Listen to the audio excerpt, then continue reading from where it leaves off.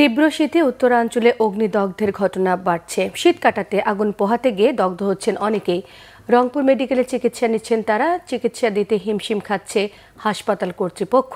অল্প সময়ে burn and plastic surgery ইউনিটের কাজ শুরু হবে বলে জানিয়েছে কর্তৃপক্ষ। রংপুর থেকে রিপোর্ট করছেন জুয়েল আহমেদ, ছবি তুলেছেন শাহনেওয়াজ জনি। শীত পোহাতে গিয়ে আগুনে দগ্ধ সন্তানের অসহনীয় কষ্টের চোখের জল বাদ মানছে না দুঃখিনী মায়ের। উত্তরে শীতের তীব্রতা বাড়ার সঙ্গে সঙ্গে বাড়ছে অগ্নিদগ্ধ মানুষের সংখ্যা। শীত নিবারণের জন্য খড়কুটো ও খোলা আগুন জ্বালাতে গিয়ে দগ্ধ হচ্ছে নারী, পুরুষ ও শিশুরা। যা কষ্ট করেছিল তো মরে যাওয়াই ভালো। অনেক কষ্ট হচ্ছে আমার মায়ের। সবাই আমার মেয়ের জন্য দোয়া রাখবেন। আল্লাহ জনই তবে দান করে, আল্লাহ জনই এই জায়গায় আমাকে আর আনায় না। চিকিৎসা তো পরিবারের পাশে টাকা নেই, গরিব মানুষ মাসে কাম করে খাই। রংপুর মেডিকেলের 14 বেডের বার্ন ইউনিটে প্রতিদিনই আসছে অগ্নিদগ্ধ রোগী। হাসপাতালে পর্যাপ্ত বেড না থাকায় কাঙ্ক্ষিত সেবাও নিতে পারছেন না অনেকে।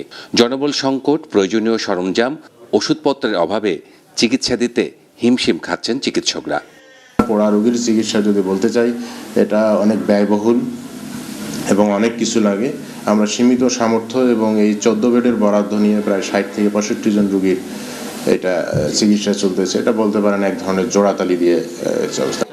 দীর্ঘদিন ধরে ফাইলবন্দি থাকা 100 শয্যার একটি পূর্ণাঙ্গ বার্ন হাসপাতাল নির্মাণ প্রকল্পের কাজ দ্রুত শুরুর কথা জানালেন সংশ্লিষ্টরা।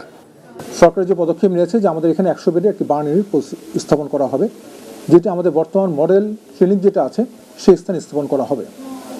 সেটা কাজ অলরেডি শুরু হয়েছে। শুধু আসলে 1000 বেডের হসপিটাল তো সেটা শুধু বার্ন বলে না, সব জায়গাতে আসলে এই সমস্যাটা আছে যে আপনি যদি বলেন যে পূর্ণাঙ্গভাবে সব রোগীকে দেওয়ার মতো সব ওষুধ দেওয়ার মতো সেই ক্ষমতা এই মুহূর্তে এখানে হচ্ছে না।